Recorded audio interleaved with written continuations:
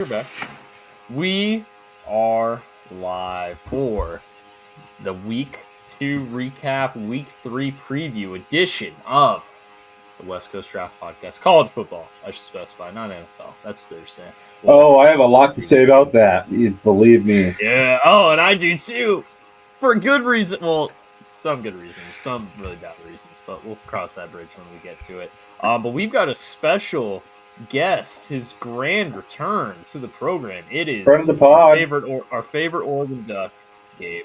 How's it going, The best Duck fan out there. I appreciate it, guys. Other than Duck Zone, he's still my. Well, Duck Zone is fun to laugh at. It's a little different. Yeah, Duck Zone. I don't. He's fun to. He became a lot less fun to laugh at. I'll say. Why? Yeah, I appreciate you guys having me on. It's really cool. I like jumping on the pod. It's fun. He's like kind of it's not surprising about Duck Zone, but he's really like just nasty. Yeah. The players, fans, parents of the team and stuff like that. And then gets very political. It's like, no thanks. It's kind of ironic from me and Gabe. I know, right? I can't imagine to get away from all that. It's got the most well thought out politics. So yeah. He's a meth head from Eugene, man, or from the outskirts of Eugene. Before anyone asks, the LSU hat is back. I'm still watching the Husky, but it worked. The colors worked. Week 1. That's true. The colors work. The Bengals won Week 1, so I'm keeping it until they lose. And LSU's doing pretty good too. So yeah, LSU's doing pretty good too. So you're. Right. I don't know. They weren't great. They weren't great this week. They beat and now the Clemson win looks a little less impressive. That's a good point. Yeah. Hey, they're number 3 in the country. What do you want? I still believe in Nussmeier. I still believe. Yeah. So why don't we? You guys want to take a look at some of these games? Yes, absolutely. Dude, hopping right into the breakdown here. I was watching it on the bus ride to our varsity game, the James Madison Louisville game. James Madison had Louisville on the ropes. They did. They were in control of this game for quite some time. Actually, that's interesting. I was thinking they might pull the upset for a while there. Boise Eastern Washington was on TV at the gym while I was watching, so I know this game is just snooze fest. Yeah, no. Damn, Boise put 51 on him. Yeah, and I mean Eastern Washington's not exactly world beaters ever since Cup left, but still, I was watching this game like, dang, that's brutal. Hello to everyone in the chat that's popping in. Y'all are the best. Anyways, moving on to the Saturday games though here. Unless there's anything else from these Friday games. Northwestern Illinois definitely had my interest. Yeah, I was all over that. Hey, there's another Malik Washington. Let's go. I know, that was so funny when I saw that. Huh? Another one. Let's see. All right, on to the Saturday game. Something we need to spend a lot of time on the first couple here. Ohio State absolutely slaughtered Grambling. Bo Jackson? Whoa. Hold on. We need to check on this real fast. Ohio State's got a running back. Oh my god. No way. We really are living in the worst timeline. He's averaging 12 yards a carry too. He's a god. Can't wait to see Bo Jackson in the college football playoff and just go on Twitter and just see all the comments. Awesome. Wow, he looks like a pretty good player though. Yeah, look at that. 12 yards a carry. That's insane. On 9 carries, too. Crazy name. You know his parents did that on purpose. Oh, absolutely. No way. Hey, Jeremiah Smith remembered how to catch a football. Congratulations. Yep, figured it out. Good job. I am not sold on Penn State, man. I think Colton Mechie holds him back. I think he has really fun designs when he's at Kansas, but when you're at Penn State, you don't need to do that stuff. You don't need to be gimmicky. Yeah, especially when you're playing FIU. Their defense is still really freaking good, though. Allie, I just don't trust Allie. Yeah. Penn State's going to have to play a real team for people to figure out how good they are. And that goes for a lot of these teams. I mean, 70-0, 34-0. What else we got? Texas beat somebody 38-7. Like, these games just don't tell you much about these teams. Spartans. We don't just. Yeah, I guess. Yeah, fair enough. But I think once we get into the throes of conference play, a lot of these teams will start to figure out kind of who's who. Because right now, there's just not a lot of data points to go off. There hasn't been a ton of really big matchups. No, week 1 had quite a few actually, but week 2 just really felt like the only ranked matchup was Oklahoma. Week 2 is always the worst week. Week 2 is always the worst week. Mm-hmm. Yeah. It's always the worst week. All right. Louisiana Tech. LSU's got way too much talent to have Louisiana Tech. Absolutely. LSU is that was weird. Crazy talented though. That was a weird game. I don't know. This might just be them overlooking the opponent. I'm not going to put too much stock into it, but that is, whatever. It happens. They didn't score a lot against Clemson either. No. So it could be, or maybe it's like Oregon last year, where like their offense is really good. It's just stuck in the mud. It just takes a couple weeks to. That happens. Yeah. Same thing with Georgia. I'd almost be more concerned by only putting up 28. They needed to fire Mike Bobo last year. He gets no flack for. This team has not been the same since they lost. I'm just blanking on his name. The Ravens OC. Monken. Todd Monken. That team, Georgia hasn't been the same because Mike Bobo is not a good OC, man. They could do so much better. That's why they're not scoring points. It's because Mike Bobo. That's true. Yeah, it's one thing to struggle a little bit. Yeah, it's one thing to struggle a little bit with Louisiana Tech, but Austin Peay.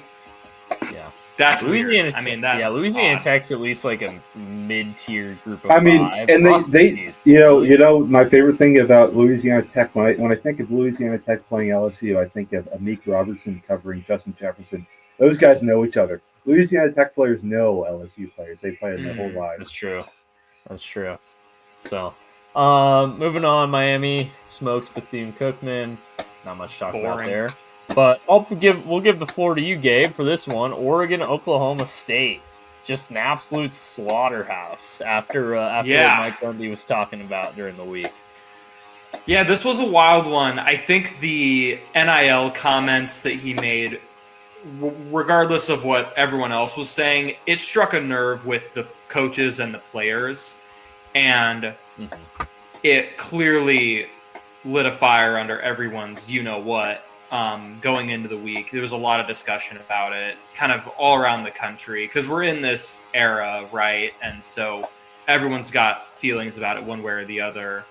But in terms of the game itself, no one was really expecting it to be very competitive. Oklahoma State was really bad last year, and I don't even remember their week 1 game, but they didn't look like a very serious threat. No, they lost their starting quarterback. They were down one of their best defensive players, or I think it was one of their best offensive linemen. I'm not sure, but that was stunning. Even with the concoction of the comments and just how kind of lifeless Oklahoma State looked, that was a little extreme. And we'll find out what that really meant. If Oklahoma State goes 0-12 and they're just a complete non-factor, then that wasn't really that impressive. But if Oklahoma State ends up making a bowl game, even getting close to that, then that was an extremely impressive performance. And either way, it was extremely impressive because regardless of who the opponent is, if you put up damn near 70 points, it's a pretty great win. But I will say I'm quite frustrated with Oregon's schedule this year. Maybe at the time when we scheduled Oklahoma State, that was supposed to be the kind of the marquee game, and then it kind of fell off. So I'll give us that. But between this game and the Montana State game, Oregon State, and Northwestern, we really have to wait through the first third of our season before we get really tested by anyone. You got the Penn State game coming up, but but that's it's still in a few weeks, and it's just a little bit frustrating, because no matter how many points we score, it's like, are we really as good as we look, or are these teams kind of just making us look good? Because if Penn State beats us by 21, then they won't. Now you kind of found out. But I think we have a really good team this year. And I'm just waiting to find out, how good is this? Because right now this looks like a top 5 team in the country, but it's tough to say against stiffer competition, are we going to look like that? Difficult to say at this time, but I think it's clearly the program's in a really good place right now. You don't get wins like that if the program is not in a good place. So very exciting time, definitely. Looking forward to some more exciting games, though. Okay, I'm gonna ruffle a little bit of feathers here. All right, I do think last year's Oregon team was probably better, personally. I still think Oregon's a very good team and probably is going to make the college football playoff. I just think last year's team was a little bit better. But here's what's interesting about this game for me. Mike Gundy did give, or whatever his freaking name was, definitely gave bulletin board material. However, I don't think he was wrong. I mean, I think he was probably right. But that result probably says he was. But you right. probably shouldn't say it. No. But I mean, he's never been the kind of guy to mince words, though. Mm-hmm. Oklahoma State's been weird for a while because remember last year they were awful with Ollie Gordon coming back. The year before they were awful for the first half of the year, including I think they lost to Fresno State, right, Beau? And then they won like their last 6 games because Ollie Gordon was a beast and made it to the Big 12 title. No, it was worse than Fresno State. It was like Georgia Southern or so. Yeah, it was. They lost to some awful team early on. I remember that game. Oklahoma State's been really weird these last few years. Yeah. I think it's probably near the end of the Gundy era because their big NIL guys stopped giving money, I believe. But man, what an ass whooping! That was an ass whooping. I mean, you could tell that Dan Lanning was pissed because he brought out a bunch of the trickery. He brought out every kind of play out there rather than just play vanilla, right? And I think it really strikes a nerve because when people say, "Oh, they're good because they bought all these players," it really bothers people around the program because they don't see how hard these players work. They don't see guys who have been sitting on the bench for 2 to 3 years waiting for a chance to get in. They don't see all that work. Usually those guys transfer out.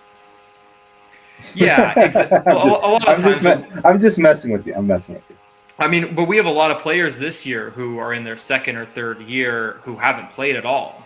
And they're finally getting on the field, and they're highly recruited guys who we've all been waiting to see. And I don't know. I also think that, are we going to act like Miami isn't spending money? Are we going to act like Georgia isn't spending money? Penn State, Ohio State? It does feel like the country has this hyperfixation with Oregon because we came from being a team that you never really expected much from to now kind of always being in the conversation. And I think that builds a lot of resentment. Oh, this is what I will say, probably the attitude is from. It's very old money versus new money, I'd say. Exactly. And it's legal now. I mean, whether you like it or not, this stuff is legal. But that doesn't mean you can't say it like it is, though. Yeah. Right. I think it's fair. I didn't find what Gundy said very offensive. I think Dan Lanning's a bit of a psychopath with how he can. I mean, hey, it's bulletin board material, man. If your opponent says something about your team like that, absolutely use motivation. That was smart. That's what you should. It was wild. It was a very wild week. Mike Gundy just doesn't know when to shut his mouth. Yeah, clearly, and I hope the lesson is learned because if I were a player, it's not. Team, there is a whole no. I mean, that's who he is, right? I think Oklahoma is probably going to be. I think that'll probably kill. And I do think they were going to be very good, and I bet their morale is in the absolute tank now. Oh my God! Yeah, tough situation for them for sure. But yeah, no, I didn't catch too much of it after what I like to do when I watch college football when my team's not playing. I peruse the selection, right? I watch the game for a little bit. Commercial break hits. I'll check on this other game. Just brilliance, right? So I did that a little bit, and then after a couple of touchdowns, I took Oregon out of the rotation there because it was this one's over. If you watch the first play from scrimmage, you saw the whole game. Yeah, I saw that. You saw the whole game. I saw it on Twitter, I believe, but I was I saw that. I was like, this one's over. Insane, absolutely insane. All right, shall we move on to Texas? Totally. Let's do it. Arch Manning grimacing when he's throwing. Yeah, it's not a great look. Did you guys catch that? I did. I saw. Yeah. I saw a screen grab of it. I didn't see the play, but I saw a screen grab of it. Yeah, there's a lot of chatter about his injury. Something to monitor, but they seem like they're content rolling him out there and playing. So. I don't think he's hurt. I just don't think he's very good.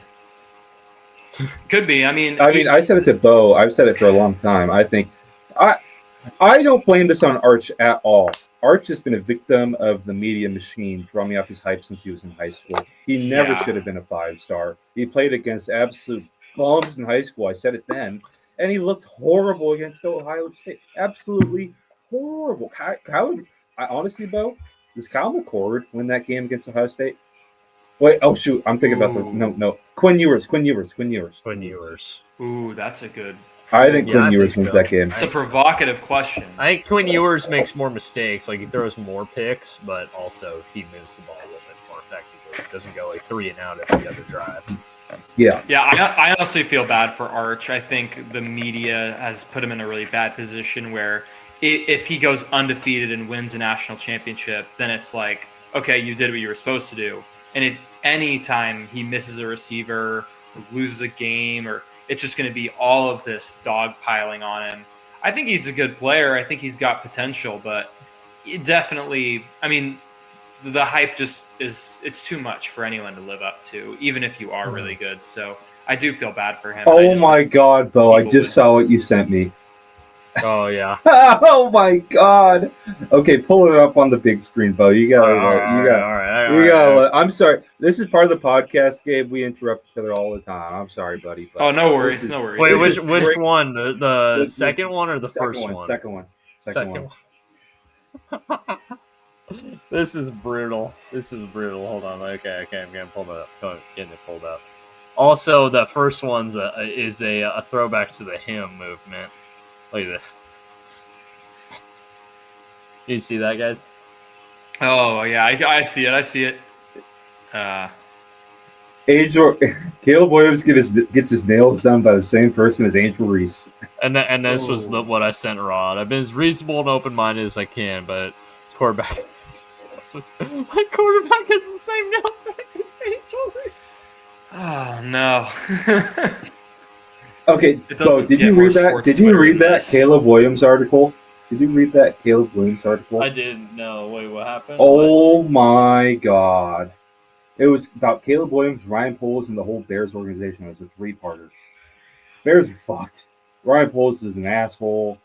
The organization's run poorly, and Caleb Williams is basically Kyler Murray. Hold on. I'm zooming in. The comments are saying they can't see it. Hopefully, it's a little better. Wait, sorry. Wait, what'd you say? Bear. What about the Caleb Williams article? Sorry. So it's a 3-parter.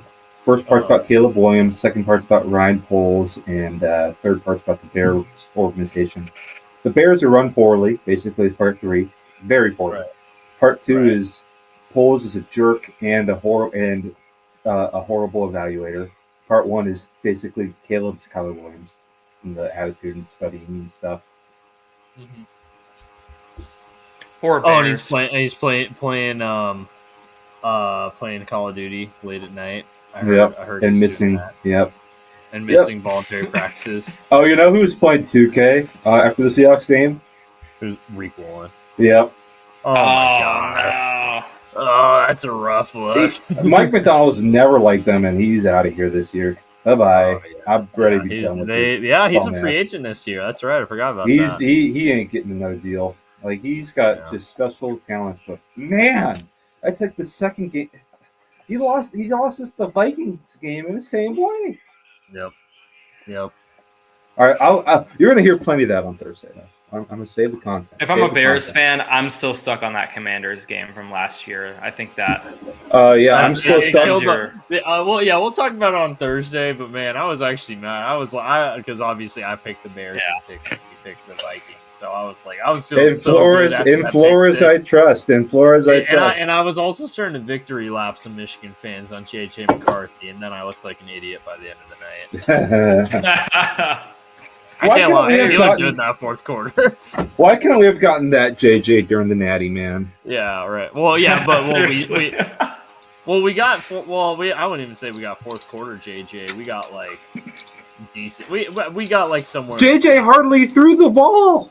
That's what the reason we didn't get that JJ is because we didn't stop the run. Thanks, Chuck Morrell. Oh, yeah. Dude, Gabe, Beau is the biggest hater, reasonably so, of that entire defensive staff.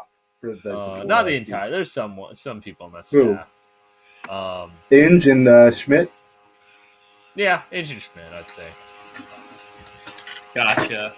Well, hey, speaking of just bad football in general, one of the few interesting games from Saturday was actually Clemson Troy. Oh yeah, hey, great segue there, Gabe. He's a natural. He's a natural. Let's go. I remember I turned this game on when it was 16-zip because I was like, what is happening to who? And then, of course, Clemson rallies and comes back as soon as I put the game on. So I'm sorry, guys. Probably the reason that Clemson managed to survive. But, yeah, very strange. It was like 16-0 at one point, right? Yeah, it was. It was a very strange game because it felt like Clemson really had to pull out all the stops to get the win. And I'm who knows, maybe Troy is a very good team at their level and this isn't that surprising, but there's a lot of Clemson fans who were really excited about this season who I think are now feeling like, oh man, like is this going to be for all the talk, I feel very vindicated for all the talk if Cade Klubnik is amazing, he's going to be the top pick. He sucks. Yeah. He always sucked. Also, shout out to Goose Crowder. Speak to me, Goose. Goose Crowder is a great name, man. That is an elite. That's an elite quarterback name. That is an elite name. Yeah, really interesting result there. What is it? The rest of these games. Duke and Illinois. Illinois was interesting. It was tight. It was tight. Good for the Big Ten. I mean, it makes the Big Ten look good. One more thing on now that Goose is apparently like a name that's out there. I really hope there's some high school in the country where the quarterback's name's Maverick and the top receiver's name is Goose. Oh, go to Texas. It's in Texas. It's in Texas for sure. That would be pretty fire. Oh no, Bo. Yeah. I got it. Here's what it is. It's a pair of twins. It's a pair of twins. What? It's a pair of twins. Oh, duh. Yeah, you're right. Come on. You're right. I was also pretty surprised with Arizona speaking State. Of twins. Speaking of twins, a little quick one right here. Oh yeah, go ahead. My mom was supposed to give birth to me and my twin brother on July 4th. We were like a week early. Guess what she was thinking about naming us if we were born on July 4th? George and Abraham. Liberty and Justice. Oh no! Thank God. Yeah, right. That's bad. Yeah, that's rough. Liberty's a girl name. Come on, man. I think Justice kind of is too. Just a little bit. Justice Young, 2K17. Yeah, I guess you're not a 2K guy. That would have been rough. The name Justice, I think of Justice Young. Mm-hmm. Yeah, totally. Back when Liberty and Justice would have been tough. That's yeah. You dodged a bullet with that one. For real, that would have been a rough draw. You heard that was a possibility, so you came out early. Yeah. Oh man. But no, yeah, you brought we don't need to talk about SC State, South Carolina, whatever. Yeah, that got delayed. It got delayed. The only interesting thing from that game is it got delayed. Yeah. Illinois Duke was all right. Game for like the first half, and then Illinois just pulled away. But I am here for the hate watch of ASU's downfall, and this is not. For the record, I'm not an ASU hater, but I am getting my master's from the University of Arizona. So seeing them fall flat on their face after they victory lapped all year about how we were supposed to be good, now they suck, and now they suck again. That's beautiful. Yeah, I mean, I don't think Mississippi State's a very good team, so it just feels like if that felt like a big upset for them, felt like a huge just air out of the balloon moment. I felt like they had a really good thing going with Kenny Dillingham, and maybe, who knows, we might find out that Mississippi State's actually pretty good and Arizona State's pretty good. No, they're not. They're not. Jeff Levy's a bum. I don't think. I don't think Mississippi but State's they good assembled either. some decent talent actually through the portal of Mississippi State. And it's on the road at an SEC team, so that's worth something. But yeah, I felt like Arizona State coming into the year. I mean, maybe the answer here is that Cam Skattebo was kind of just carrying. Absolutely their true. entire offensive identity was. Yes, that's what me and Beau been saying that for a bit. It feels like because it just felt like, oh, well, they came in ranked number 12. Like, why? Like, I don't know. Third definitely won't be there anymore. Now we get to they're unranked. They're unranked now. They dropped from 12 to 0 to. Whoa. Slow it down a little bit, buddy. You don't know what this pod's about. We take it slow. It's a sidetrack pod. So I'm very much looking forward to U of A going into Tempe in a couple months and beating them by however. Oh yeah. Oh yeah. This is an amazing Socratic circle. Yes, it is. There it is. Nailed it. That was good. This deserves going up on the screen. I'm gonna. Boom. There we go. Very nice. Beautiful. We all talk a little too much. Shoot. What was I just totally lost? Oh yeah. So the one thing I saw about that interesting tweet I saw was like it showed the last play of this game with that big touchdown from Mississippi State. And the last play of the ASU Texas game was like live by the blitz, die by the blitz. Ooh, and cold. and the blitzer, the nickel blitzing stumbled on the Mississippi State game. Like, that's the worst. Almost had. I was sending. Oh man, one play I really screwed up is I sent a overload blitz on one side last night. They ran counter the other side and got like a 20-yard gain. I was like, you're cooked. If overload blitz one side, counter the other is the ultimate. It was a really because I sent it earlier too, and it worked. And then they got me on that one. I was like, oh damn it! So then I was just only sending double backers. All right. Is it time? Yeah, I'm looking forward to this next one. Okay, here we go. That's all I'm going to say is I'm looking forward to this next one. Hey, you know what's Go Bulls, baby! South Florida's entire non-conference schedule were ranked teams, and they might go 3-0 in it. They might. Oh, please let them beat Miami. Please let them beat Miami. That'd be so sick. I think if they go 10-2, they're making the CFP. Oh, for sure. Yeah. Oh, 1,000%. All I'm going to say about the Miami game next week, never trust Mario Cristobal in a game that he's and supposed Carson to win. Beck. And Carson Beck. It's a kind of a concoction. However, I do trust Ruben Bain. That's who I trust. Ruben Bain's a baller, dude. Did you see Did you see Ruben Bain's notebook after the Notre Dame game that he posted online? I was like, fuck ND, Catholics versus convicts. Did you see that? No, I didn't see it, but I mean, I can imagine it because he was. It looked like the scrawlings of an insane man.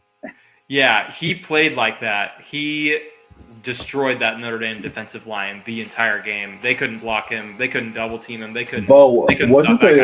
Wasn't like one of the tackles grade like a 10 on PFF or something like 13. On a 100-point scale, he got a 13. Ouch. Yeah. And that's a Notre Dame line. That's like a history test score right there. That's a Notre Dame line too, who churns out good linemen. So it's like. But Miami, that's next week. This week was South Florida beating Florida in the swamp, and I took a lot of satisfaction in this one because the SEC fans, they love to beat their chest. Oh, it's over. It's over. And now it's fire Billy Napier, like all this stuff, and it's like, what about giving some credit to other teams? I think South Florida is just a good team this year. I've been on the Alex Gillespie train for years. Beau can attest to it. Yeah, they're just a good team. Yeah. On the note of what Gabe brought up about refusing to give credit and the SEC not being what it once was. Well, this is the second time in U.S. history. As soon as you have to start paying the labor, the South falls off. Oh, that was cold. Dude, I never even thought that was cold. Yo, hold on. You did not make that up, though. I saw that on Twitter. I saw that message board geniuses, actually. All right. That's a good one, though. I mean, it's true. It's kind of funny how as soon as this NIL stuff comes out, the SEC doesn't look that dominant anymore. It's weird. Here's the thing. It's a twofer here, right? SEC was already paying players, and now other people can, right? So you got to compete, or at least they don't have to hide it as much. The second part of it is they can't retain depth through paying when other guys couldn't pay. So there's a lot more parity because there's a lot less depth, right? I mean, if you look at like old Saban quarterback rooms, it's just insane. Oh yeah, like it was Jalen Hurts to Mac Jones, you know. So. Yeah, all three in the NFL. Insane. You can't do that now. Bryce Young came right after that. Yeah. Yeah. Oh, my God. Yeah, you're right. Jalen Milroe, who's... Oh, never Hey. Hey. Hold on. We got to... Wait a second. Pod.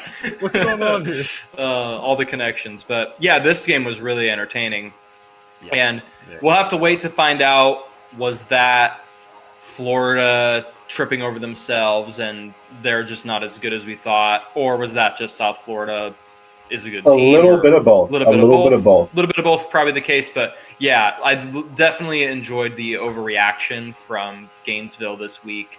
They're not going to fire Billy Napier. I think they are going to fire him. They're not going to do it. And here's why. I got some intel from a guy who's in the know, telling me that one guy on the list, which I don't think it's likely, and I'll get to why in a second after I say who it is Will Stein. Will Stein might be on the hot board. But I don't think that's going to happen because I think after DeBoer and his spectacular failures so far, I think SEC teams are probably a little hesitant of not hiring one of their own. I've been saying, just hire Galesh. Yeah. I mean, and to be honest, like Kenny Dillingham. Yeah. Honestly, Kenny Dillingham would be a good fit, but he loves ASU. Well, then this is one thing I actually wanted to talk to you guys about was I think Kalen DeBoer made a huge mistake. Oh, yes. Yes. I mean, 1,000%. And for me, it's like these SEC fans, they're just toxic. I can't describe it any other way. And it's like, it blows my mind. Like, how dare he lose games and not be as good as Nick Saban? Like, they're spoiled. They're spoiled. And it's, I mean, if Kalen DeBoer went 9-3 at UW in 2024, let's say he was their coach, we'd be happy. No one is saying fire him. No one's saying all these crazy things. I mean, UW fans aren't calling into the Paul Feinbaum show and dropping his address, like saying that they take him off life support to charge their phone. Did you see the video? Did you see the video of the lady? They wouldn't be buying lottery tickets to. No. Did you see that one? If I win the lottery, the first $70 million is going to pay to get the ball out of Tuscaloosa. Oh my God, I know, it's ridiculous. These people are ridiculous. I would not want to be a head coach in the SEC. I'd rather be a head coach in any other league, just to have some patience. I think one thing that really hurts DeBoer is he's not one of them, right? He's an outsider, not an SEC guy. But so one really interesting thing I read or I listened to on AJ McCarron's podcast after the FSU loss is one of AJ McCarron's buddies was an analyst from Maryland, and he was just touring the facility at UW when DeBoer was there. And he said, "This is fantastic. They have no pressure here. They don't have pressure from the national media here. They don't have insane pressure from fans or boosters. It's so calm, and they can just get their job done." And I think that suited DeBoer super well. I mean, you're in South Alaska when you're in Seattle, right? Yeah. And then I think DeBoer made a really big miscalculation in one thing. And I'm not sure if this is 100% true, but I think there's some great – this is what I think. I think he went to Bama thinking the defense will sort itself out because it's Bama. I can just run my offense and it'll be great. Well, as Thomas Castellanos just perfectly put it, absolutely perfectly put it, Nick Saban can't save you anymore. Nick Saban can't save you anymore, Bama. Welcome to the rest of us, buddy. You're not – that mentality's gone and it's never come back. Yeah, absolutely. I completely agree, and it's just a great shame because I think from the perspective of the Oregon-Washington rivalry, Kalen DeBoer versus Dan Lanning every year would have been amazing. Fun matchup. Awesome matchup. And you know what? I mean, Dan Lanning wasn't doing very hot in that matchup, so maybe it would have never turned around for him, but it would have been fun to watch either way. I think the one... Sorry, you finish.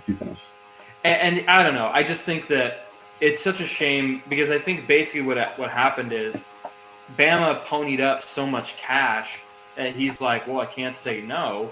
But it's like if he gets fired in 2 years versus if he had been able to stay at UW for 5 or 10 years, he would have been able to make more money long term there. He would have had a freaking statue built. I don't think this made financial sense. I don't think it made like mental health sense. I mean, I wouldn't feel very good today if I were DeBoer. The things these people are saying, it's ridiculous. I remember like last year, fans saying things like this. I mean, these people in the South are just insane.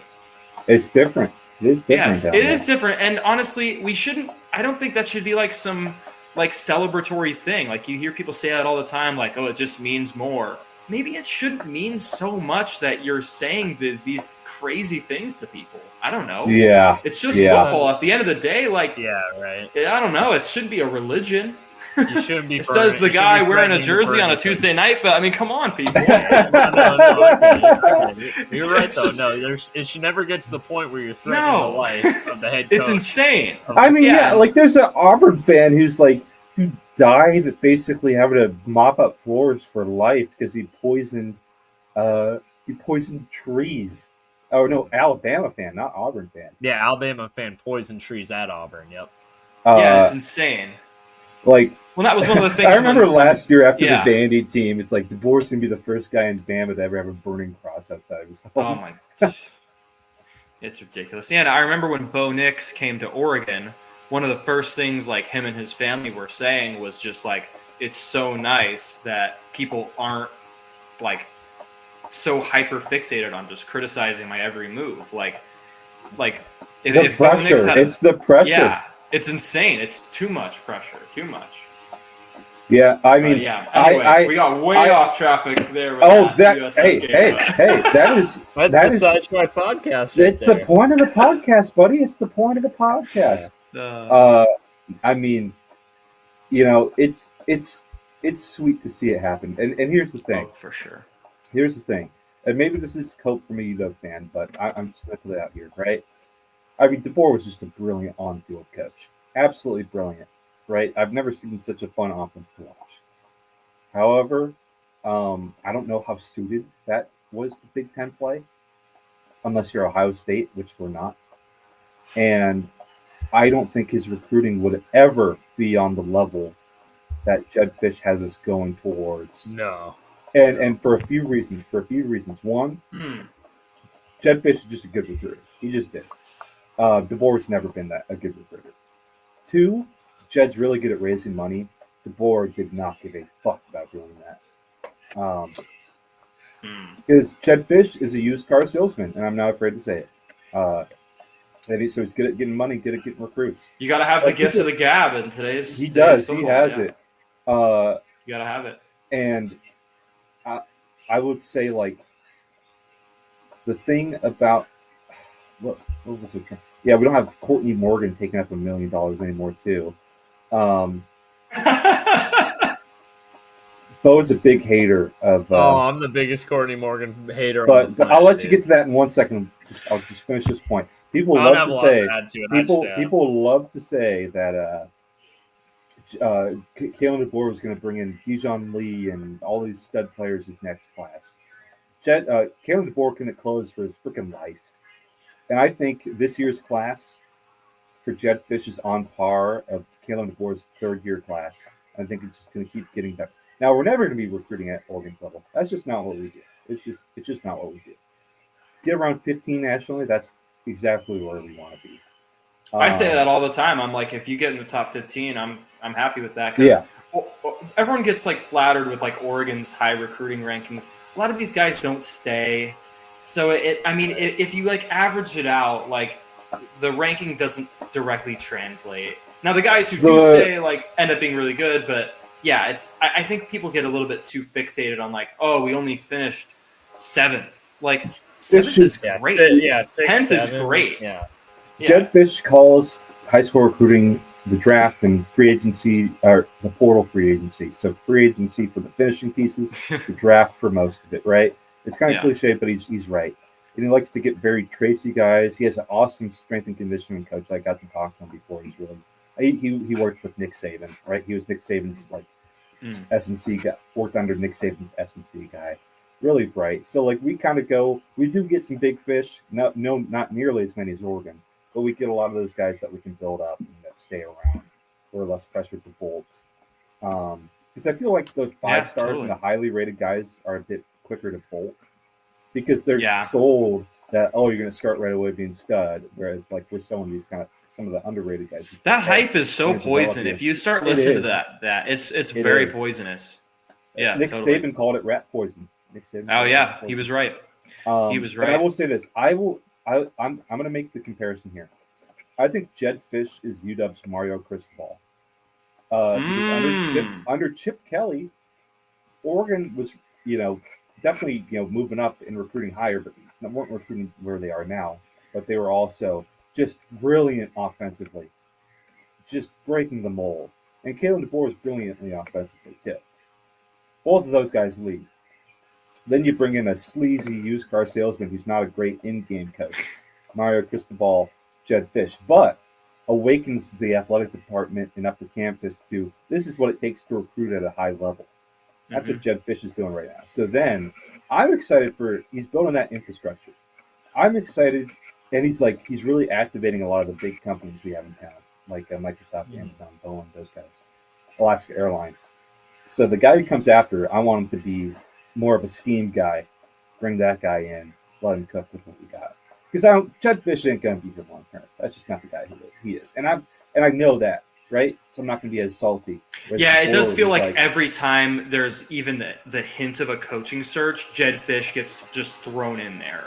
Yeah. I've heard his name connected to Florida and like some other jobs, and I'm like, why is everyone like bringing him up? But maybe he is looking for that next thing. I don't know, but yeah, that's something he's a Florida alum. That's where he got his first shot on. Oh, he's an alum. So people are saying he wants to go back.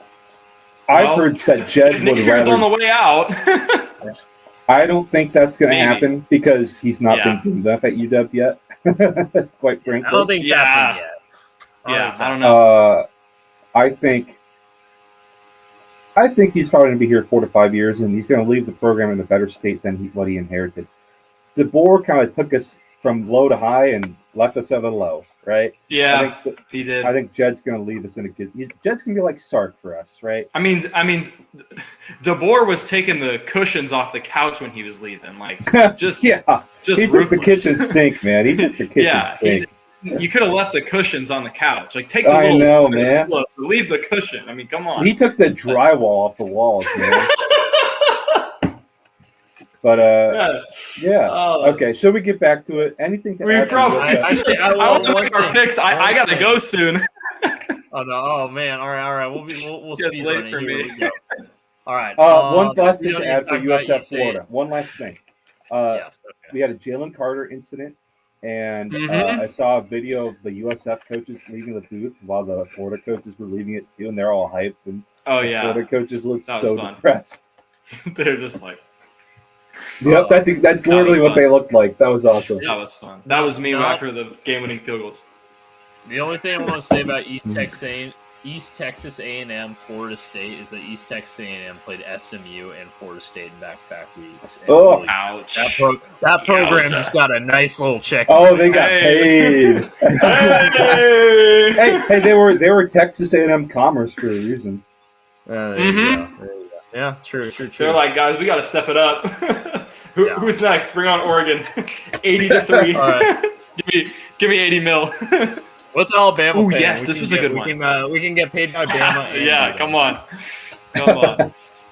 We'll go to 0-12. This was a fun one. The comment section this was fun. Asking you not to leave, Gabe. By the way, comment section. Oh, they were okay. Stay to 11. Stay to 11. All right, maybe I will. Okay. Yeah, this was really fun. Shout out to John Mateer, dude. He's a baller. Like Shout out to John before Mateer, the season, I was like, Beau, John Mateer's a fun prospect, man. And like he is really fun, but stop throwing sidearm every play. Stop throwing sidearm. If you didn't do that, you might be my number one pick right now. Yeah, wow, Rob, that looked a little Mahomey. every time with him. Every play does. No, but he's damn good. And I mean, Michigan shouldn't be too worried. It's the first year with Bryce Underwood. They're kind of in a reloading situation. Like Michigan will be okay. It's Oklahoma's time, and Rob, Oklahoma's got Mateer. They're good. This is a throwback for Rob. Do you see who the interim coach for Michigan is the next few weeks? Oh no! Not the interim head coach. It's Biff Poggi. Who is it? Yes! Friend of the pod, the Biffster. I knew Rob would be hyped. I almost forgot about that NCAA thing because it was so light. I almost forgot it even happened. I'm wearing his shirt basically. I'm basically wearing his outfit. You're wearing the cutout, yeah. Guys, I can't believe I'm saying this. They ought to vacate that title from 2023 and just send that thing up to Seattle. Well, no, unfortunately that's not how it works. If they vacate it, that means nobody wins it. That's true. However, come on, runner-ups. And vacating wins doesn't make you not lose games, so we still lost the game. That's BS, man. Whatever. But, so do you know about Biff Poggi? Gabe? No, but okay. Get a picture up. You got to see this. Oh okay. no.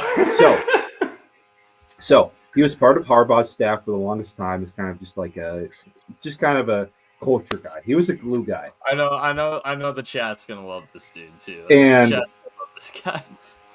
Oh, here we go. The Biffster. He became head coach of Charlotte football for like a couple years, and he was absolutely horrible, but in the best way. So that he dresses up in cutoffs with like the neck cut open on the sideline. He looks like he's stepping out of the WWE ring, but like way past his prime. Yeah. The videos. There's like a video of him like, all right, we're having an ice cream social after practice, and he has like a bowl. Is this how he dresses now? That's so lame. I want him to be. Michigan made him dress like that, and he had like the most ginormous bowl of ice cream during their ice cream social, and then like his first season, before the first game, he's like, "Oh yeah, half of our defense is hurt because our practices are too physical." When he was coaching Charlotte, that's the. Oh, scroll up. One more. You need to watch that video. Biff Poggi, the weirdest coach. It is such a good video. That's how I felt. Okay, I might check it out. Interesting coach. Okay, yeah. Well, he's Italian. Hey, how about that? Represent. But friend of the pod. Biff Poggi's a football name if I've ever heard it. He's a friend of the pod. That's a football name if I've ever heard it. Yeah, great guy, but bad day for Michigan. Definitely, they needed maybe he should have been coaching that one. I'm not too surprised that Bryce Underwood had a tough time because Brett Venables is a genius. He's one of the best defensive coaches out there. He's really totally good win for Oklahoma and a little score back for the. I'm a big Ben Arbuckle fan for Oklahoma. He's a great coach. Yeah, totally. They're gonna be pretty good this year. We'll see what they I can think do. So too. What's crazy though? This next one's fun. Jaden Ott is hardly playing though for Oklahoma, which is crazy. Oh, that is crazy. You'd think he'd be their starter. I know. Right. You would think that this next one's pretty interesting too, but it was quite boring to actually watch. But I love this rivalry. I love Iowa State. Iowa fans are so pissed about this game. Iowa fans are melting down online about this. Because they've had close losses to Iowa State like each of the last it's been a few years now. Yeah. They're like, we need to stop playing Iowa State. We're done playing them. It's frustrating when you keep losing, especially close. Like they've been all these games have been like 3 points. Like that's frustrating and not good for the Big Ten. I mean, we kind of wanted Iowa to get that win just to Mark little Gronowski sucks. Mark Yeah. Gronowski sucks. Yeah, everyone was talking like, "Oh, Iowa might have an offense this year." Where is it? I didn't see it. Yeah, what a surprise. I didn't see it. And then everyone's like, "Oh, Oregon's gonna have such a hard time when they go on the road to Iowa." Actually, Iowa's not scoring on this.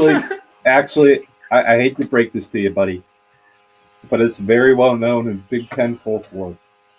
Maybe You will we'll see. struggle. You will struggle in Kinnick. Oh, If Iowa State held them to 13, the best that's all I'm teams, saying. the best teams Maybe. fall to Iowa. The best teams fall to Iowa. And I do remember that one year where they like blew out Ohio State just out of nowhere. That it was can Purdue. happen. That was Purdue. No, that was Purdue. Scrappy. Oh, they went see, scrappy. They've taken down Michigan State, Ohio State. They've taken down all of those guys. Yeah, they've done it. Kinnick's weird. It's pretty wild.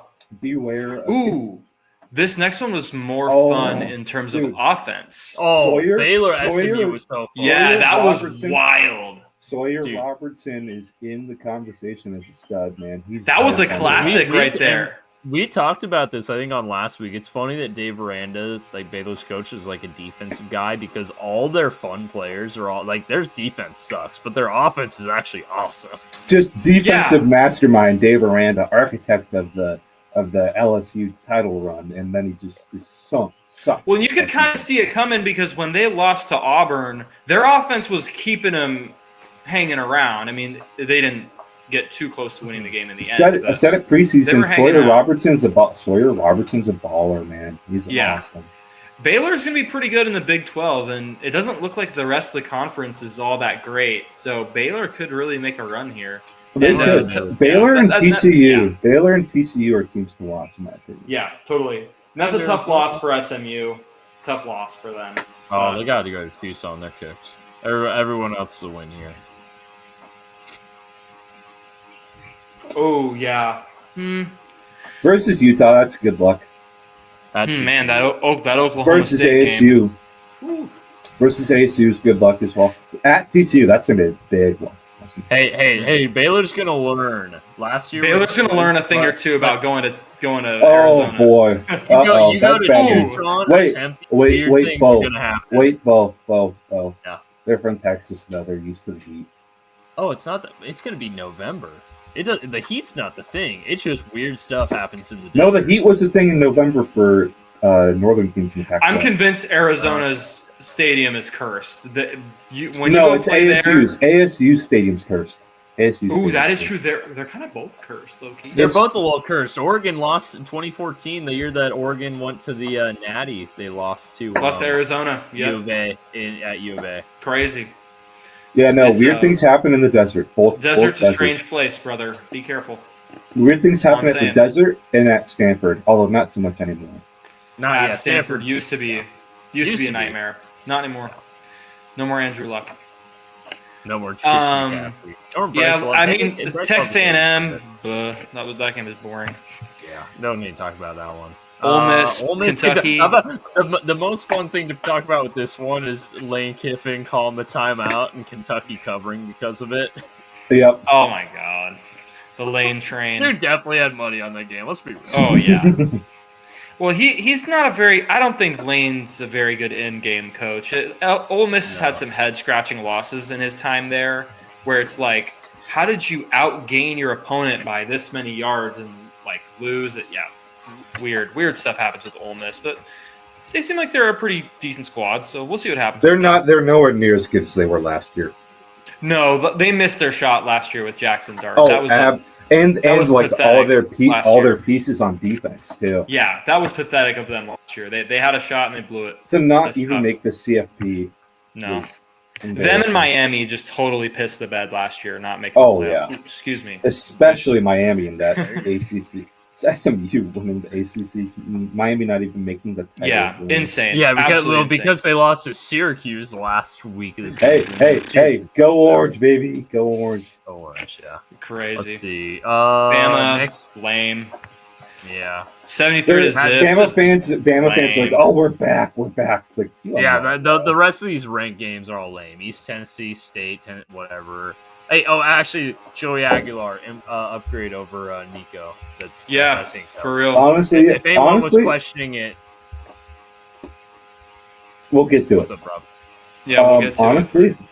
I'm starting to think, especially there's traits you guys are awesome at and everything. But sometimes you just need a competent head on the shoulders and a less traitsy guy. A feisty guy. Because that's kind of what we're going through right now, right? The only other interesting game was UNLV USC. We have two senior quarterbacks, and one of them is super traitsy, but can't see the field. The other, he's feisty, but not as traitsy. We're going with the feisty guy. Always go with the feisty. Yeah, I mean, we just got to make this type of scheduling illegal in college football. How is Utah ranked 25? Because they beat up on UCLA. We're not even getting votes. Yeah, it's pretty. I hate the polls this time of year. Just turn them off until week 6. It doesn't even make sense. Speaking of polls, you see that interview of that lady with her awful polls? I just thought it'd be fun. Oh yeah, I did see that. Yeah. She was defending moving Florida up after they lost.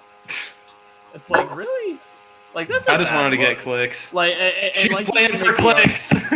You can, and her argument was well, it didn't really matter. I'm one out of 100 voters or whatever the number is. So my poll didn't end up hurting. Florida ended up unranked, so it didn't matter. So and yes, true, but also, why would you out yourself like that? That's just stupid. Basically admitting that you don't care. Yeah. Weird. Yeah. These games all sucked. I mean, we got to just stop doing this, people. How we have this many games and not a single one's even worth it. I mean, look at these scores. Yeah. 66-0, 63-9. Hey, Kansas, Missouri was pretty fun. That was a pretty good game, I'll say. I think we're getting there. Getting there on schedule. Oregon State. The SEC's, talking about 9. They're doing 9 games now, and now they're 1 out of conference game. So we're getting there. I just wanted to highlight Oregon State losing to Fresno State because my rivals are in shambles and I'm at an all-time high. So I'm just gonna smoke that Beaver pack really quick. Malik Murphy throwing for 371 and losing Fresno State's crazy. I mean, that was horrible special teams. Yeah. Horrible special teams. I genuinely feel bad for Oregon State. Look at their stat line, and they lost by 9. Special teams. Yeah, their special teams sucked. Terrible. And these games. Wait, we haven't gotten to it yet. But the funniest result of the week. We haven't gotten. We'll get to it when we get to it. I know which one you're talking about. Hey, Sac State almost beat Nevada. Let's go. That's Nevada's awful. Nevada's awful for me. I love Sac State. I love Brennan Marion. Oh, that's true. Yeah, Brennan Marion. I'm in it for Chris Richardson. Shout out my goat. Okay. Bryant. West Virginia. West Virginia losing to Ohio. People are saying it's gonna be another Matt. It's a Matt Campbell moment. Yep.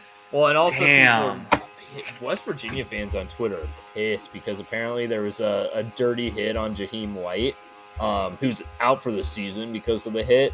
And but while after the hit, the Ohio player that made it was taunting and clapping over him and stuff. So West Virginia fans are not happy. Well, you lose to Ohio. Ohio has got to be one of the most miserable teams in all of college football. You lose to them. Actually, Ohio and Miami, Ohio are actually pretty good out. Right now. That's a terrible. They're actually kind of good right now in the MAC. Right. Hey, Curtis Rourke was Ohio legend. Your guy. Yeah, he's one of my guys. Speaking of Miami, Ohio, they got destroyed. Shout out to Bryant. Shout out to Bryant beating UMass. Ooh, that's fun, Bryant.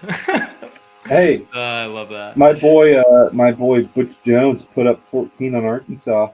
Missouri State won their first game as a member of the FBS. Let's go. Woo-hoo! Against Marshall. Poor Marshall, man. It's a win. One thing I think was funny. Kansas State lost to Army.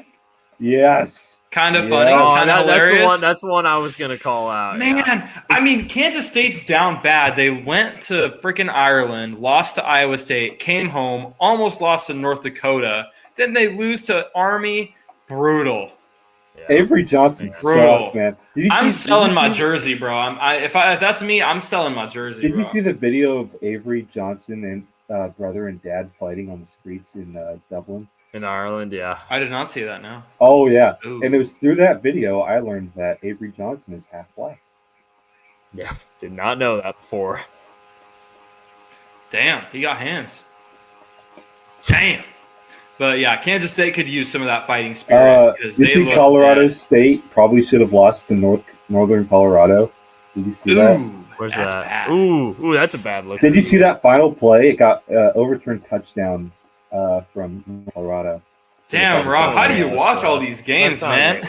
No. I saw the clips on Twitter. Just the clips. All right, I got you. Hey, Bill Belichick wins his first game as a college coach. Congratulations. Clap it up. Clap it up. Oh, my God. The Bill Belichick thing, Oh, man. I'm happy. I'm happy it happened because we got rid of Steve Belichick, who wasn't a very good DC. Yeah. Hey. And Ryan Walters is definitely an upgrade. Ryan Walters is an upgrade. Let's see. Any other? Oh yeah, Eastern Michigan losing to LIU. Shout out Sharks. Shout out the Sharks, baby. Shout out the Sharks. They got him in the deep end. Damn. Got him in the deep end. Got the Jaws music playing. What's the name of Eastern Michigan's coach? Oh, I have no idea. He's got that big white beard. He's actually a pretty good coach. Eastern Michigan sucks. What a miserable program. Ypsilanti, Michigan. Ypsilanti, Michigan, commuter school. That's tough for them. Hold on. Do you know the player we're talking about, Gabe? No, I don't think so, no. Oh, Bo. Chris Creighton. Show him the name of the player we like. Oh. I don't know if I want to put it on. Actually, don't. Yeah, don't. That might be R-rated. He's got an interesting name, I'll say. He's got a very interesting last name. Hey, wait. I'll just say, look up Noah K. Oh, I know who you're talking about. I already know. He's got a crazy name. I already know. Okay, good. It's if that K gets taken out, we're getting banned. Yeah, can't say it. Yep. Can't say it. I wonder if he'll ever play for them. All right, Ball State, Auburn, 42-3. Auburn took it to him. Let's see. Boring. Auburn ranked again. Vandy. Hey, shout out Vandy. Virginia Tech. That second half was a bloodbath. The game was close at halftime. Vandy came out and just smacked them. Liz lights out. Went crazy on them. Shout out the SEC. Give you credit for that one. Yeah, let's see. Anything else? Nebraska 68-0 over Akron. There you go. I'm still not sold on USC and Jaden Maeva. I don't care what USC fans say. I know. USC and playing terrible unranked or not unranked or terrible non-conference schedule where they win by 30, get ranked, and then lose their first conference game is a yearly tradition. It's a yearly tradition. I'm very much looking forward to it. I'm looking forward to. Go ahead. Sorry, go ahead. I'm looking very much forward to USC going on the road to Illinois and getting their, what. I'm not sold on Illinois either, though. But I think Illinois is going to beat USC, and then I think the whole Fire Lincoln Riley stuff's going to come roaring back. They're going to get unranked again. It's the USC cycle. It just amazes me. No matter how many USC's times it happens. Hire after Riley leaves. They're going to hire DeBoer. That would be awesome. I would love DeBoer at USC because then he can be a proper villain. Students in the chat, I've heard this many times from Beau, but I have no clue what 6'7" is and why you guys care about that so much. I know the kids like that a lot, but I don't know 6. You don't know about 6'7"? No, I don't. And honestly, I don't really want to know. 6'7". That's funny. That's the kids. The kids say that. That's funny. It's not inappropriate. It's just stupid. It is kind of dumb. That's kind of Michigan State versus BC every time. That's a great game. That was a fun one. Let's see. Double overtime. What?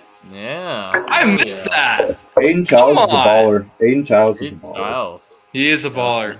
Oh, yeah, UCLA using the UNLV. There you go. Tough. That was funny pour as one hell. out. Pour one out for Nico, man. Deshaun Foster's out of here after this. Oh, Deshaun Foster's such a terrible coach. He's a horrible Why'd they hire him?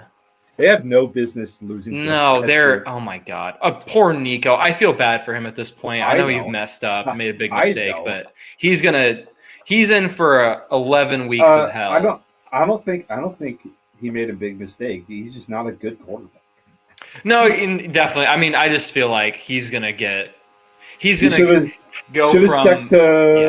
Should have stick to volleyball. Really should have. Yeah, this is gonna be a brutal year for Nico, and I feel bad that the media circus is kind of all around him. Like he's a college kid. People are acting like weirdos in a lot of ways, but at the same time, at least the whole way that went down was crazy. Like the way that NIL thing went down, it all got public, it got ugly, and now he's gonna be on some team that's getting their butt whooped every week. Like that's gonna be a bad. You know what's really interesting about that though? A lot of people are saying that Dan Lanning burned a big bridge with the Polynesian community on the West Coast through that.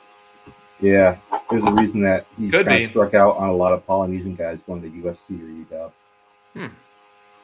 It could be. I mean, I don't know. I don't even know how much I believe that whole Dan Lanning snitched on him thing. I don't know. Yeah, who knows? It kind of felt weird. I don't know. I haven't seen any evidence about it, and Dan Lanning didn't address it, so it's whatever. But yeah, that whole situation just was very ugly, and it'll hang over UCLA. I do feel bad for the kid, but I also know he's got many millions of dollars, and sucks at being a quarterback. Shout out to Arizona, big win. That's right. Hey, you know what's funny? At 48-3 over Weber State, sure, whatever. It was 48-0 at halftime. Oh, so, yeah. This was the best. Just saying. This was probably the best game. And again, it's Weber State. I'm tempering expectations. Hey, Arizona still got Noah Fafita. People forget that they have Noah Fafita. This was the guest game. They had a bad year last year, but 2023. This was the best game he's played since 23. He was getting the ball out all over the place. He was getting it distributed. He wasn't force-feeding one particular receiver like Rob and I have talked about was a problem for him last year. He looks like he's evolving into a much more well-rounded quarterback. Yeah, good for him. Shout out WSU. Dino Babers is a horrible coach. Dino Babers did insane damage to his development, but it looks like their new guy, Seth Deggy's bringing him back. It don't take much. I mean, Fafita will do it himself. He's a good player. Yeah, shout out Washington State, big win. Sleepy, boring kind of thing. San Diego State, good Stanford sucks. Stanford, BYU. Stanford's horrible. UW. Oh my God. All right, shall we talk about the UW game? Yeah, let's do it. You guys go ahead. So I was there for the first half. I left at halftime because I had my coaches meeting in the morning, and it was an 8 p.m. game, so I had to leave at half. I had to get some sleep. I had a bright and early coaches meeting, unfortunately, and I think it's pretty fair to leave when it was 42-10. Yeah. The running game is looking really good. The O-line is much improved. Jonah Coleman losing 10 pounds just looked amazing for him. Just looked so much better. Demond, the only complaint about Demond, slide. That spin move was awesome. But slide. Because if he gets hurt, that's a big problem, right? Yeah.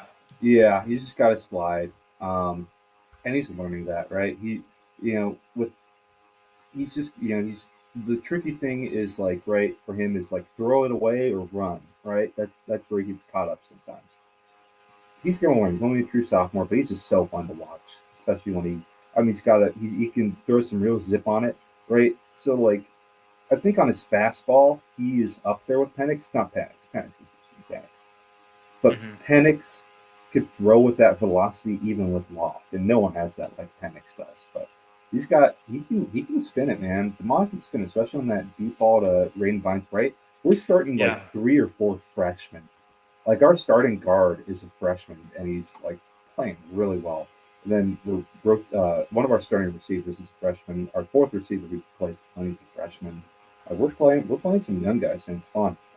UW's got a pretty lethal offense with Williams, Jonah Coleman. Coleman has Boston, 7 touchdowns Jeremiah Hunter, or 8. Yeah. Yep. Jeremiah Hunter. He's not here anymore. He was. Oh yeah, Hunter's gone. Shout out true freshman from Marana High School, Desmond Robo. Hell yeah. He's a baller. I compare him to Doug Baldwin. He's very, very Doug Baldwin-y. And he was like a pretty good. He was Mr. Arizona last year in Arizona. Well, you love those you like those sex stories. Want to hear the funny thing? Brent Brennan never talked to him. Never tried to recruit him. Damn. It's just he's a baller. He's small. He's pretty small, but he can jump really high. Yeah. He's got that Doug Baldwin attitude when the ball is in his hands after the catch. Yeah, and again, and this is an FCS team at the end of the day, so how much can you really take away? I think though a lot of people are going to be really surprised when Washington plays Ohio State. I'm not saying Washington's going to win that game, but I think a lot of people are going to come away from that game being like, "Dang, that was a battle. That was here's the case. Game. Here's the case I will make for that, because I do think there's a chance for an upset, but I'm not betting on it at all. I'm not saying, UW's going to be Ohio State. I think it's going to be an interesting game. And I'm going to make the case for it. All right. Freshman quarterback for Ohio State, first true road game in one of the loudest places in the country against a really good defensive coordinator who can mix it up and really confuse a young quarterback against 2 6'4" cornerbacks, against a much improved Husky offense. I'll say this. Yes, it is against FCS team, but we played an FCS team last year. They were getting penetration in our run game, and Tony Coleman was having to be a superhero out there. The O-line in the first 2 games. It was Weber State. It was Weber State. And Eastern Michigan, they were getting sacks on us. Yep. The O-line in the first 2 games is much improved. Much improved. So much better.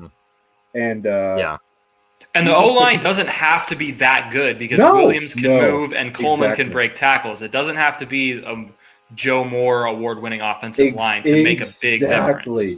Exactly. No, that's what we've been saying, and it's definitely looking much better. The run blocking, honestly, especially. Your takeaways with UW is my exact take. Like, we played a middle-of-the-pack G5 and an FCS team last year, and we did not look nearly as dominant as we have. Right. You can see this whatever happens this year, this is a better team than last year. You're seeing the growth. The same thing I'm seeing from U of A, where last year we played New Mexico and Northern Arizona at the beginning of the year and almost lost to Northern Arizona and beat New Mexico. I'm really excited for that Ohio State game. What sucks is I have a high school game that day. Ooh, brutal. Yeah, I'm really excited for that game. I think. I'm going to say something crazy. You could make an argument that UW's got a better quarterback and running back than Ohio State. I think you could make that argument. You could make that argument. Wait, you're saying Jonah Coleman's better than Bo Jackson? Good one.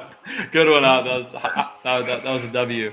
I think I don't know. I just think UW's really slept on this year. How did they not start the year ranked? Some of these teams starting the year ranked. Like, who's 6 and 7 last year? If Arizona State could be 12, then what are we doing? Arizona. Oh no! Good job, Bo. I said we were 6 and 7 last year. We should not have been ranked to start the year. I will say that. I think we'll be in like the 20s, maybe the high 10s. I think smart money's with UW. If you bet the over on their record, the over under was 7. Good bet. Oh yeah, 7. I'm taking the over all day. I should have bet that. I didn't realize it was 7. That's crazy. I think Demond is going to take sacks. He's going to take sacks. It's going to happen, right? But he adds a lot, even with the sacks he takes. Then I'm just hoping that by the end of the season, UW's 9-2, 10-1. Oregon's we won't be 10-1. I hope that game turns into like it's going to mean something people didn't see coming. But yeah, I think it will. It's gonna be good. It's gonna be a good one. But you banned them. Good win. Banned. It said put them in timeout. I didn't mean to ban them.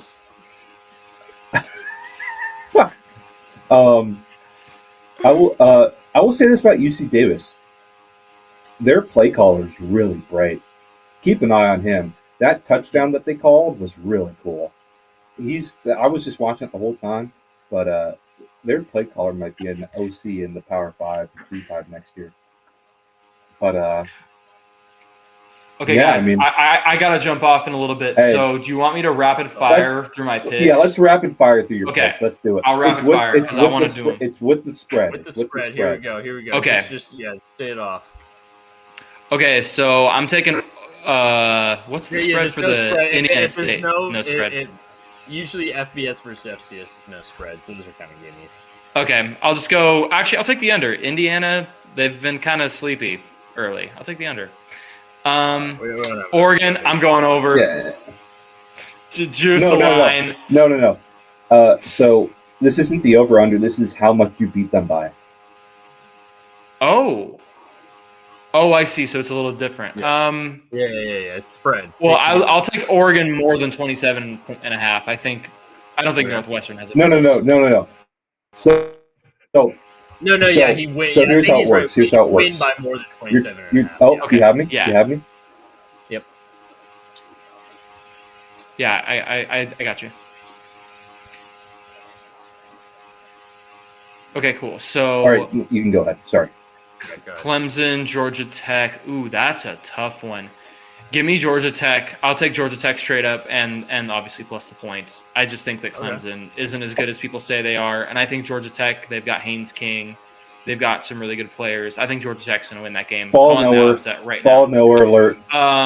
Oklahoma Temple, that's a big number. I'll take Oklahoma just because John Mateer. Central Michigan versus Michigan, 27.5. Alabama versus Wisconsin first, though. Oh, Alabama, Wisconsin. Sorry, I did not see that. No, you're good. Give me Alabama. Wisconsin sucks right now. And I think Bama's going to be kind of trying to prove themselves. Same thing with Michigan. They just lost a game. They're going to be pretty pissed off. Central Michigan's not good, so give me Michigan. North Alabama, is that even a thing? South Alabama, sorry. If it's South blurry, Alabama. Oh no, you're good. I was like, am I tripping? Give me Auburn. Sure, why not? Give me Auburn. Penn State, I guess it's blank anyway, so Penn State. Give me Tennessee. Give me Tennessee. I'm taking that action. I think Georgia's super overrated this year. Ooh, give me Texas Tech. Texas, if I could do Texas Tech twice, I would. Oregon State is dead right now. They're dead in the water. Lifeless. Pinata. Iowa State, ooh, that's a huge number on that. Give me Arkansas State just because that number is way too big. Jesus. Butch Jones. I don't know. Iowa State just doesn't have the offense like that. Right. Give me Louisiana.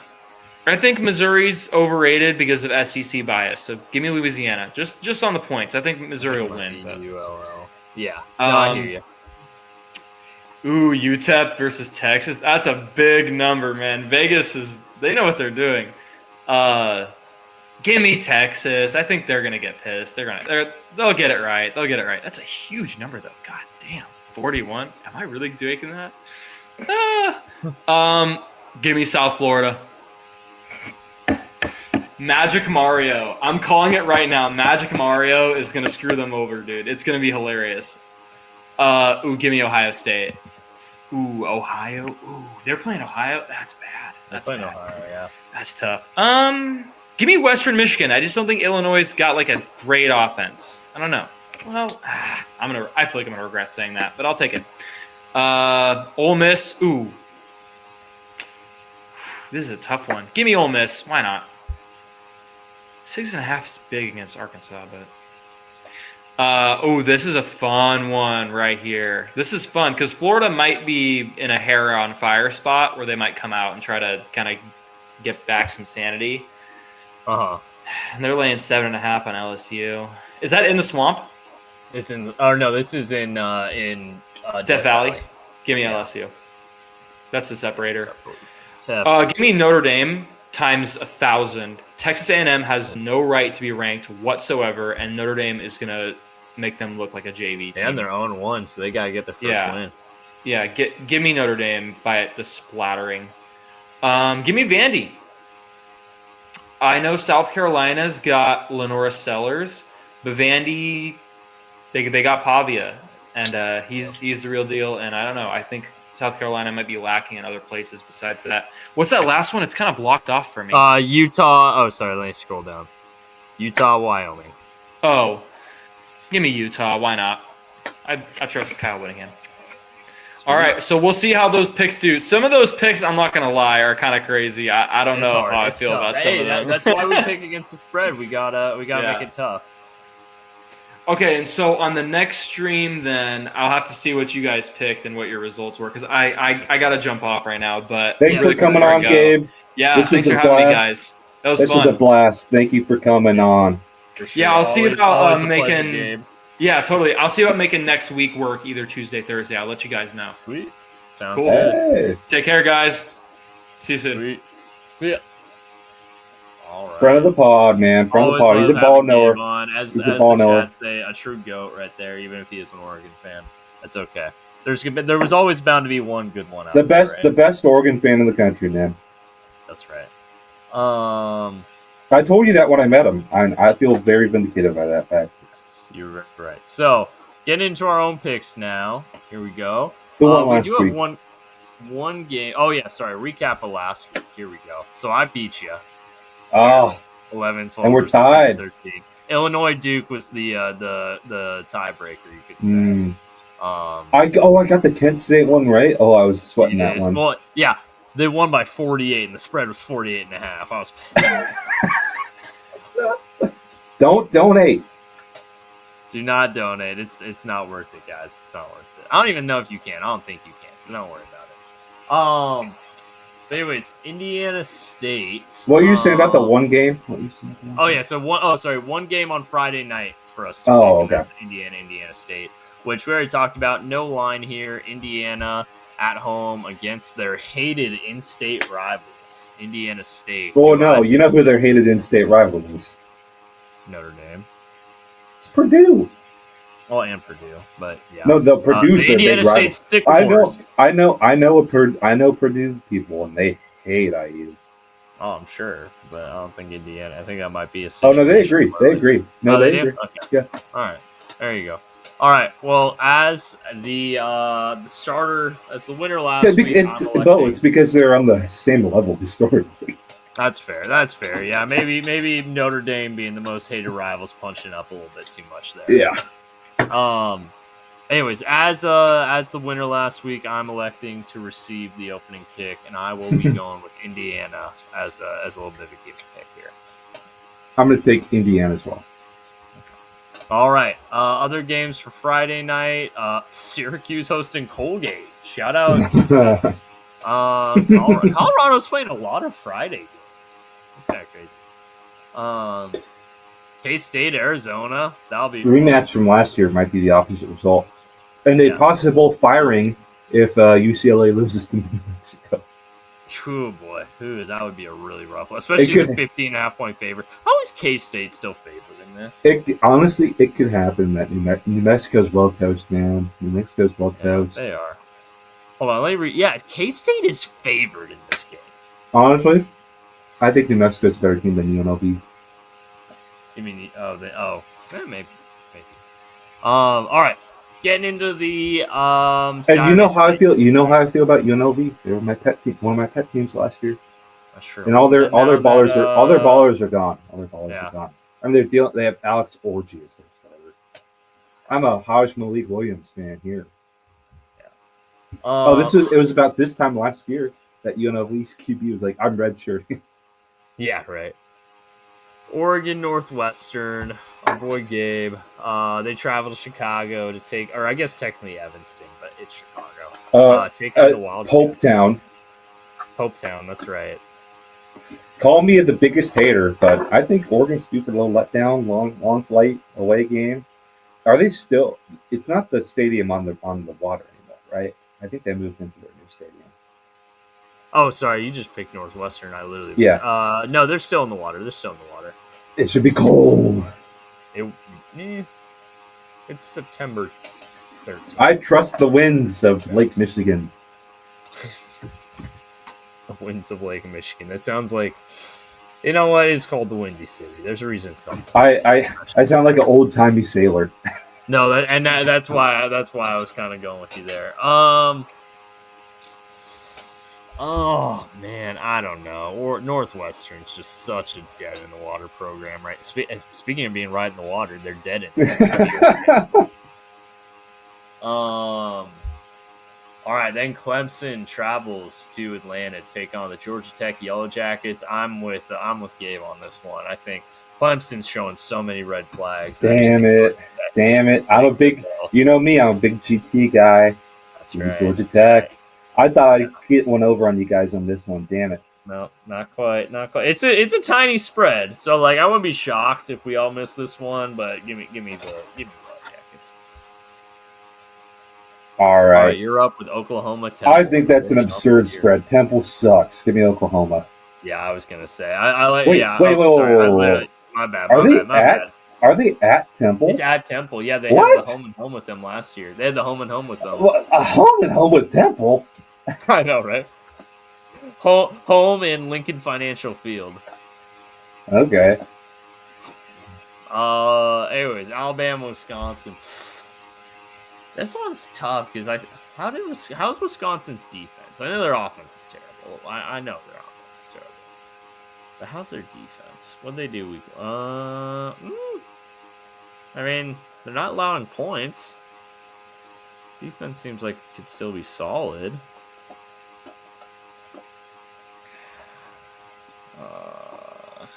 Man, I'm on the fence with this one, actually. This is tough. Give me the Wisconsin Badgers. I think they I don't think they win, but I think they keep it within 20. You already know what I'm doing, but Wisconsin stinks, so I'm not confident in this one. That's fair. Michigan, Central Michigan. Michigan back at home, taking on the Chippewas and state rival, 27.5-point favorites. Give me the Bifster. You know I believe. Oh, man. How's Central Michigan been doing? I gotta check this out.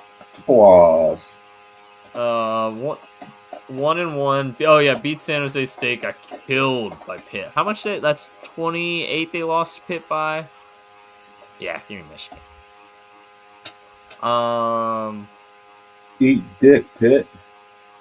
Other games in that 9 a.m. window here. Nebraska plays. Baylor plays.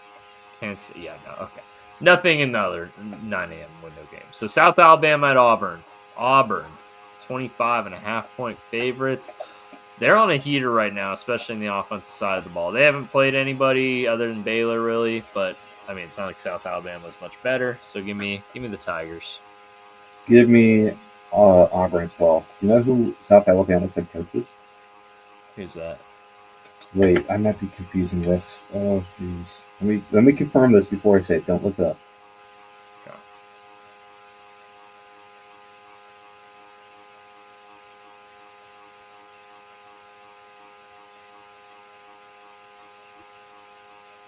Damn it.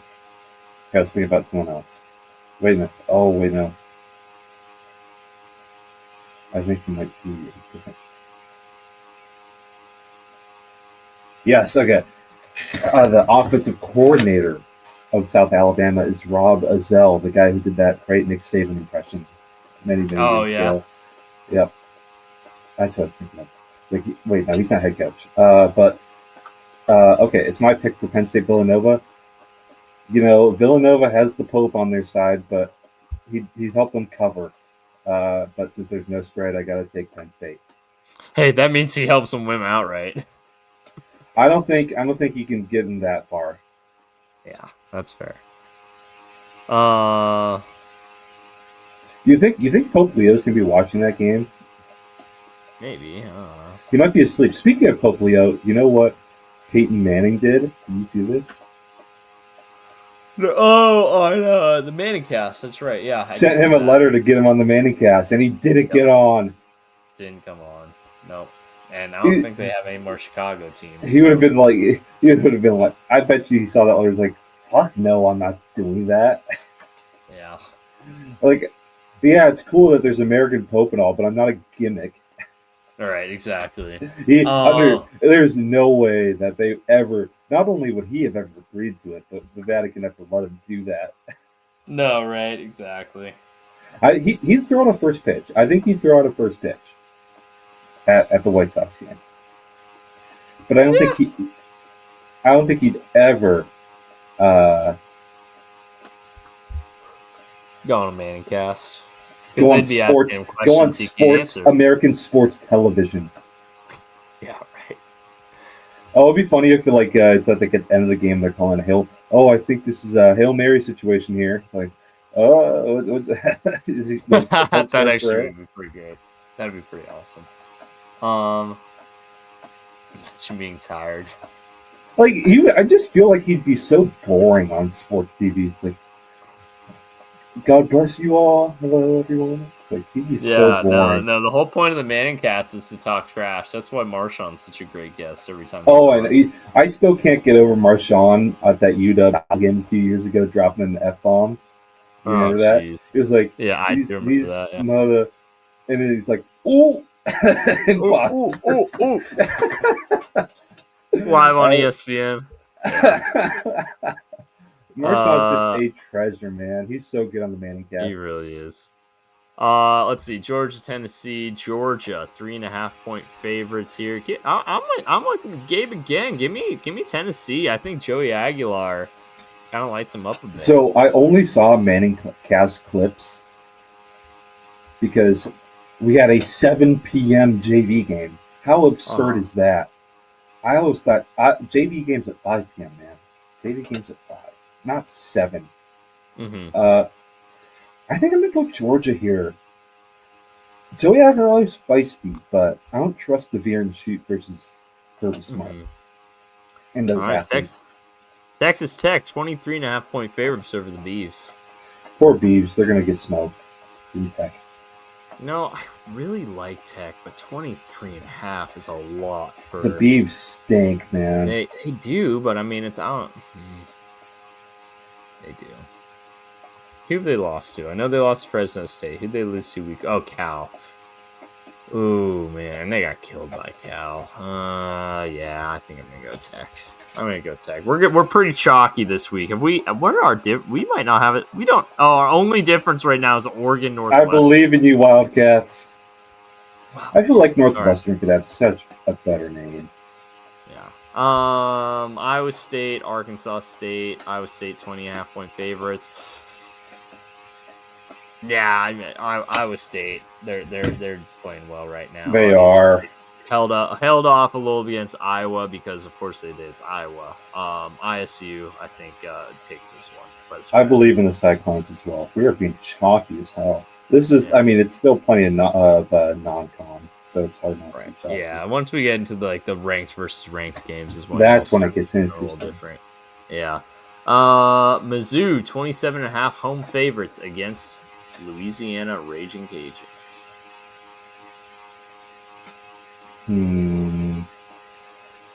27. I believe in Beau Pribula. Give me Mizzou. 27.5 is a lot. Louisiana's quietly a good G5 team too. You know what? Give me the Raging Cajuns. I think Mizzou wins, but I just think 27.5 is a little too much. Elite name. That's true. Yeah, absolutely. 100% agree with that. I missed the other 12:30 games here. USC, Purdue. Hey, look at that. They're playing a conference Spoiler game. makers. Spoiler maker time. Let's see. Wazoo, North Texas. SMU, Missouri State. Let's go. Pitt. Well, backyard brawl. Backyard brawls this week. Eat blank Pitt. But no, Jaheim White makes it a lot less fun. Oh, that's right. Dang. Is it in Morgantown or? It's in Morgantown. I like Morgantown Stadium, but I don't think I'd like to live in Morgantown. Yeah, no, I'm with you. I wouldn't want to live in West Virginia, period, man. I've been. It's a beautiful. You know what? I will say it's a beautiful place to drive through. I would never want to live there. Yeah, you just don't stop. Yeah, just don't stop. Enjoy the mountains. Enjoy the rivers. Enjoy the streams, and don't think about the fact that there's no reception. And enjoy this stream, and remember to like and subscribe. That's right. Bang! From half court. That's right. Texas UTEP. Texas 41.5 point favorites. That's a lot, but I think they can handle it. That UTEP's terrible. Too much for me. They didn't put that much on San Jose State. So, give me San Jose State's better than UTEP. they're about the same. All right, our boys. USF. I believe in the Bulls. I believe in the Bulls. They go 3 for 3 on ranked wins. I think they'll cover. Okay, that's fair. I think they cover as well. I don't think they win, but I think they'll cover. Man, the chat. Gabe's a bit of a rookie, man. Gabe's a bit of a rookie. Give him some grace. Give him some when it comes to picks. We've been doing this for quite some time now. That's fair. Ohio State, Ohio. Give me the Buckeyes. I'm sorry. What they did to Grambling, I think they'll get Ohio. It's gonna be fine. Illinois. Oh wait, hold on. I missed a couple games here. Hold on. Liberty, Bowling Green. Have to talk about that, obviously. FAU, FIU. Little rivalry there. It's interesting that there's no directional Floridas. You have Atlantic and International. Southern Florida. Southern and Central. I'm a fool. Never mind. You're fired out, Chuck. There's Florida Gulf Coast too. Damn it. And Florida Gulf Coast. That's right. Which is okay. Yep. I'm fired. You're fired. Okay. It's okay. You rehired. Illinois, 27.5-point favorites over Western. I'm taking the Illinois here. I've been doubting them, but they've been proving me wrong. So I gotta. What they did against Duke. I mean, Darren Mentz still put up 350. I still believe they did, and they lost by 26. Yeah. Give me Illini at home. And then Ole Miss home favorites against Arkansas by 6.5. Ole Miss was a little bit of a letdown last week against Kentucky. Arkansas, Taylor Green's developed really nicely there, actually, after he was kind of rough at Boise. But 6.5's not much going into almost said Oxford. I almost said Starkville. That's Mississippi State. What city's Arkansas in? Fayetteville? Fayetteville. I don't know. What city is the University of Arkansas in? Oh, you're right. Nice job. Fayetteville. Let's go. Peter. The fighting Bill Clintons. I think he went to Arkansas for undergrad. Give me Ole Miss. I think they can cover 6.5. What? Yeah, I don't trust Arkansas in conference play, man. Oh, Cartier was Gabe. That's pretty funny.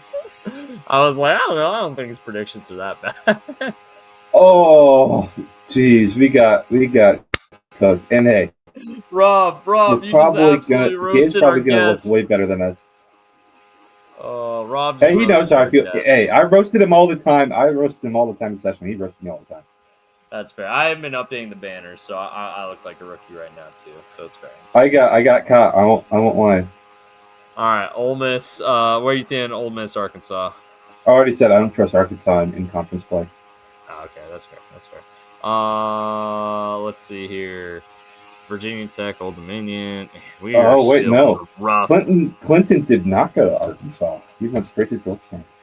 This is some rough out of conference games. Okay, Florida LSU. Hey, shout out Rice. Rice is running an option.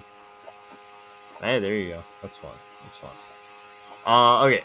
Florida LSU. LSU 7.5-point favorites in Death Valley. Who you got? I got LSU here in the Bayou. I still trust Garrett Mess. I think LSU kind of played down to Louisiana Tech last week because they saw this game on the horizon. So I think they come out and dominate. They're so talented, man. They've done such an awesome job in the portal. And this is right around the time of year where Brian Kelly remembers how to coach again. So yes, it is. They're 2-0.